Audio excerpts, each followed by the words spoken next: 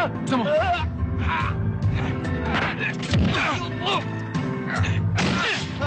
Ano, buksan mo o hindi? Ha?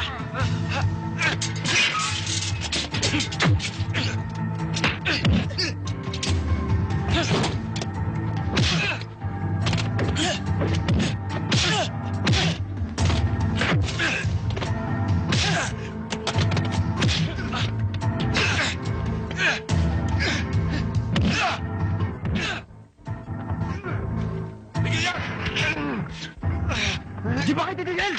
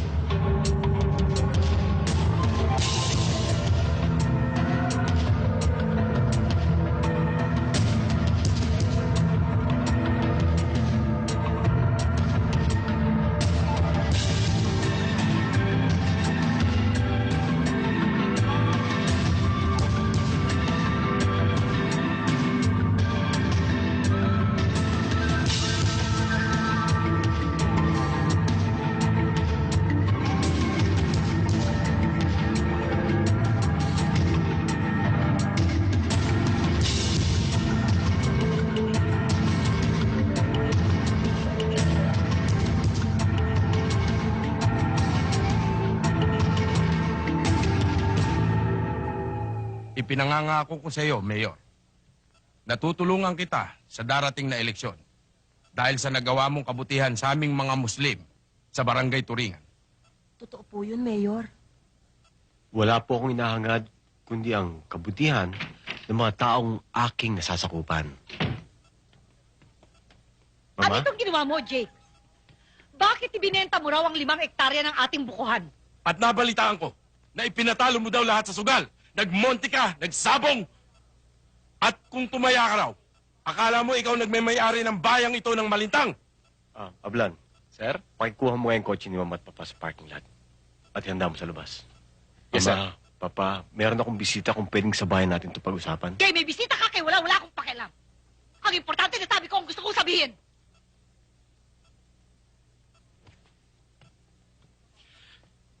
Kung sa bagay, sino ka ba para pagmalasakitan ng kabuhayan namin?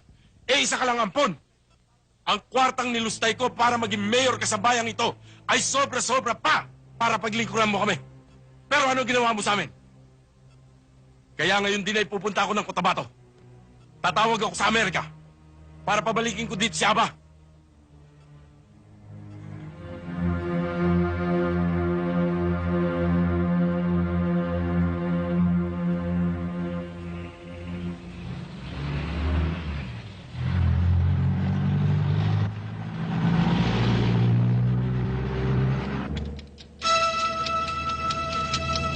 Nakapanghihinayang ginawa nating pagpapalaki at pagpapaaral sa batang yan. Pagkatapos, ganito pa ay gaganti niya sa atin. Ano kaya dapat natin gawin?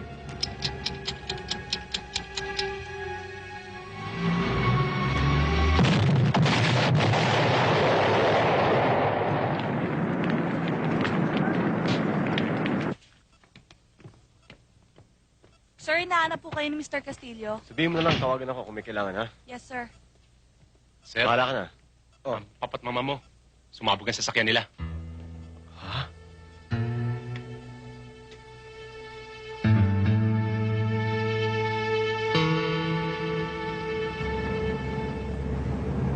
Nakausap ko na si Atty. Masangkay.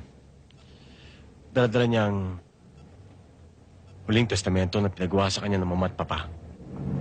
It's really sad I didn't get the chance to see them before they passed away. Huwag kang mag-alala. Kinuha ko ng kanilang sunog na bangkay at tuluyan ko ng pinakremate. At tinago ang kanilang abo. Para kung dumating ka mula sa States, makita mo.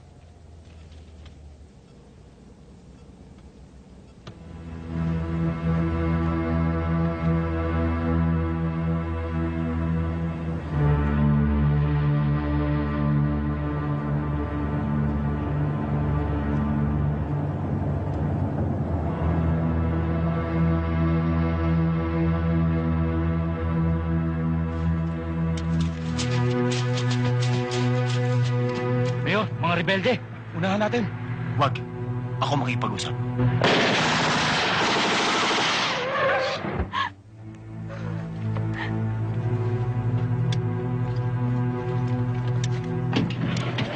Bakit? Ano ba ang problema? Sige, baba! Tabi! Halika! Kaya mo lang! Baba! Baba! Baba!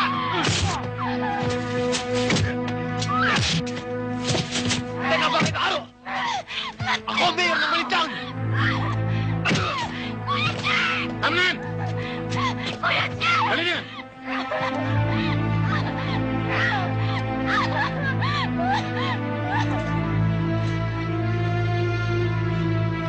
Kapag hindi mo siya tinubos ng 5 milyon, papatayin ko siya.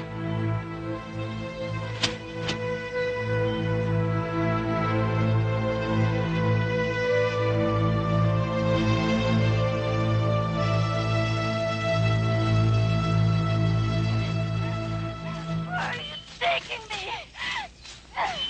Let me go! Huwag ka nang pumalag!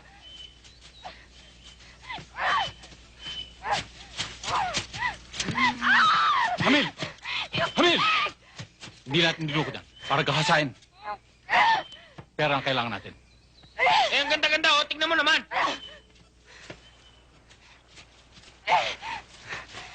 Let go of me!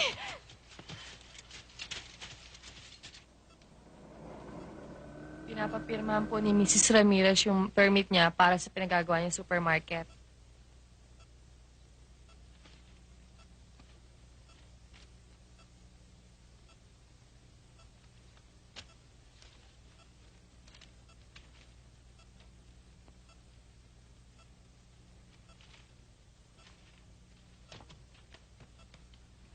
Thank you. Karen. Mayor, baka may Wala. makakita sa ating ibang tao. Wala. Sir, baka umachari tayo. Beso-beso lang naman eh.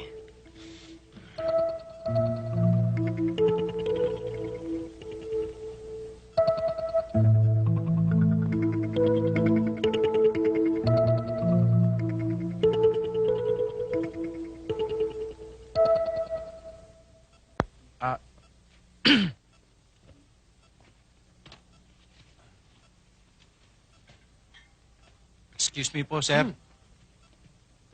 Andyan na po si Colonel. 5 milyon ang hinihingi nila. Kapalit ng buhay ng kinakapatid mo. Handa akong ibigay ang hinihingi nila. May balik lang si Aba. Merong no ransom policy ang gobyerno. At hindi kita papayagan na magbigay kahit isang kusing sa mga kidnappers. Pero huwag kang mag-alala. Pakikilusin ko ang aking mga tauhan para... Huwag, Colonel. Maliwanag ang sinasabi sa ransom note na huwag ako magsumbong sa pulis o sa militar. Kaibigan lang kita, kaya ako sinasabi sa'yo. Bilang batas, katungkulan kong kumilos. Malalagyan lang sa peligro si Aba. Hindi sundalo ang pakikilusin ko, Jake. Pera at koneksyon. Nakanda ako magbigay kahit magkano para sa kaligtasan ni Aba. Ang problema ay yung koneksyon na sinasabi mo. Sagot ko na yon. Basta ihanda mo ang pera mo. May kakausapin akong tao. Mga kasama! Ilang commander dumarating! Sila commander oh. Tara, salubungin natin.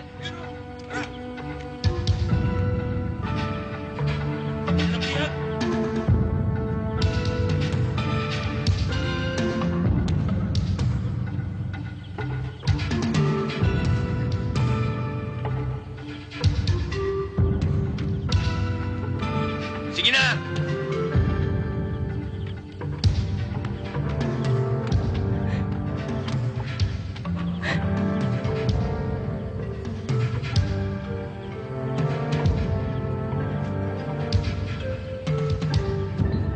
Paghandaan niyo kami ng makakain. Opo. Ang bihag, tayo doon. Baka pwedeng sa kwarto ko na to. Aalagaan ko. Amil, Nagbibiro lang naman ako eh. Let me go! Maawa na kayo sa akin! Let me go, maawa! Marunong ka pala mag-Tagalog, nag-i-English ka pa. Halika na nga!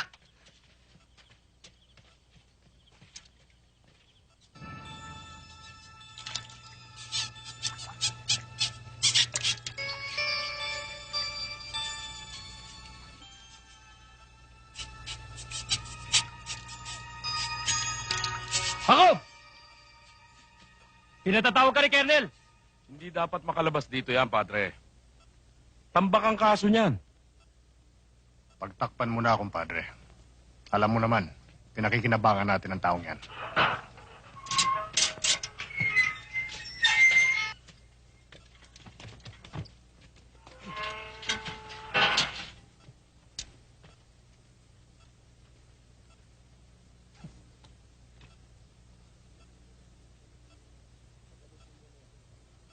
Ipagamot niyo muna yan. Bihisan ninyo. Pagkatapos, dali niyo sa baba. Isang balikbayan ang kinidnap ng mga dati mong tauhan na hanggang ngayon, hindi pa nahuhuli sa pangunguna ni Commander Balileng. Papatayin nila ito kapag nagpakilos ako ng mga tauhan ko. Meron taong nakahandang magbigay ng malaking pabuya.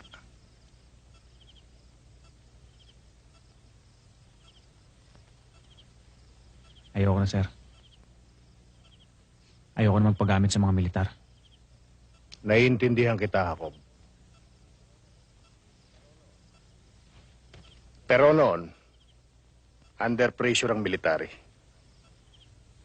Lalo na ang dating Pangulo. Kailangan ikulong ka. Para mapagbigyan ng sigaw ng taong bayan laban sa gobyerno. Dahil akala nila ako may kasalanan. Ako may kagagawa na marami ang pagpatay ng mga sundalo.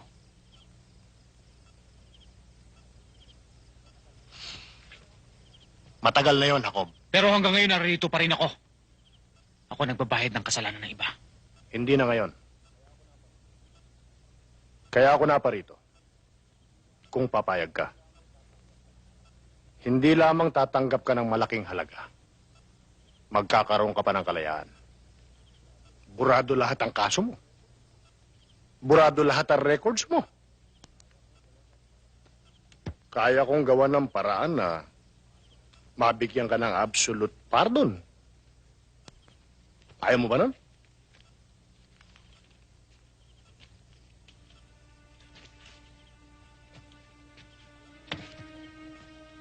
Alam mong kaya ko yun.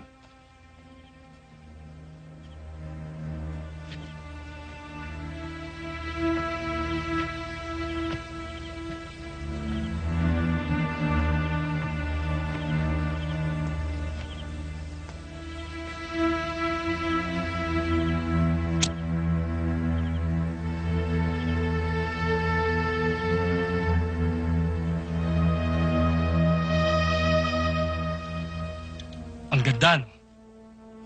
Sinabi mo pa. Kita mo naman kanina, di ba? Pag naupakan ko yan, uusok ang balakang yan.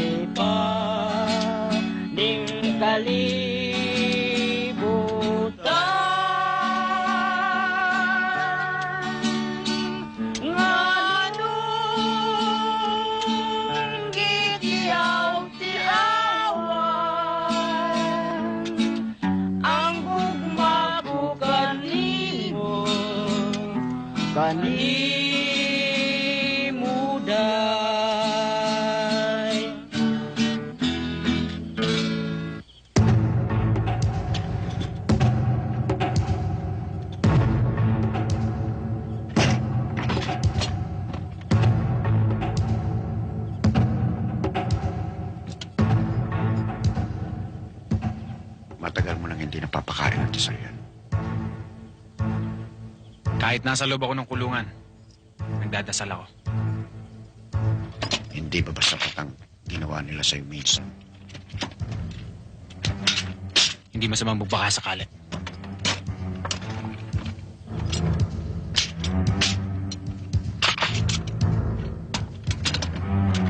Ito ba nililinis mo? Oo, lagi ko nililinis yan.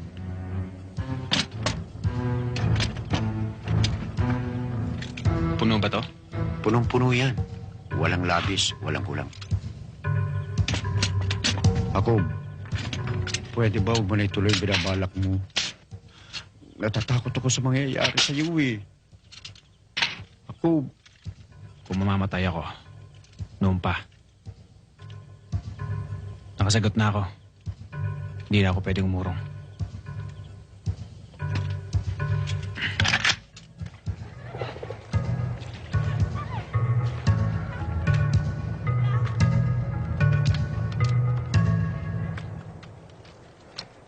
Ano nangyari? Wala. Ayaw magbayad ng ransom. Ang imbahada ng Apon. Sinasabi ko na nga ba eh. Baka may naghudo sa mga kausap natin. Sige, babayan. Dali sa parang. Pakawalan nyo.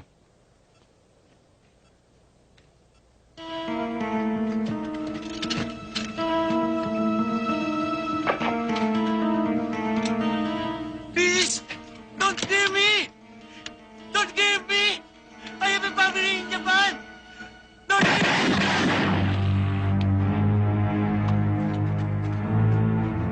Bakit mo binaril? Hindi naman natin pagkakakitaan yan, ah! Sayang lang ang pagod natin dyan!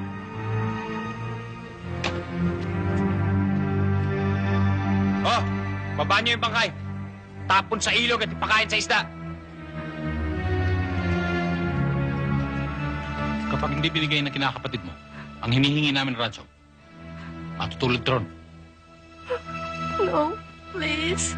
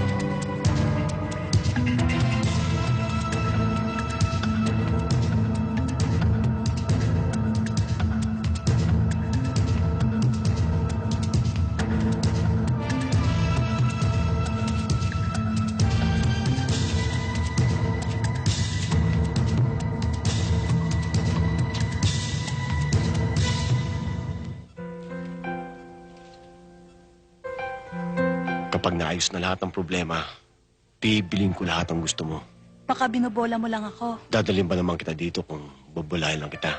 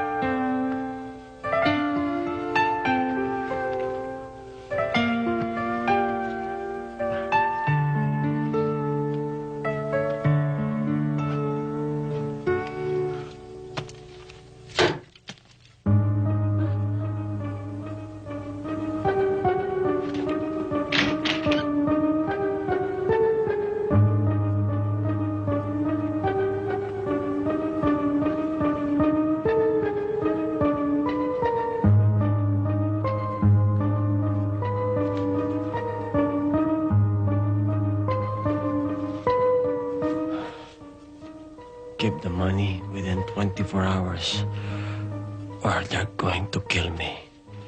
Aba.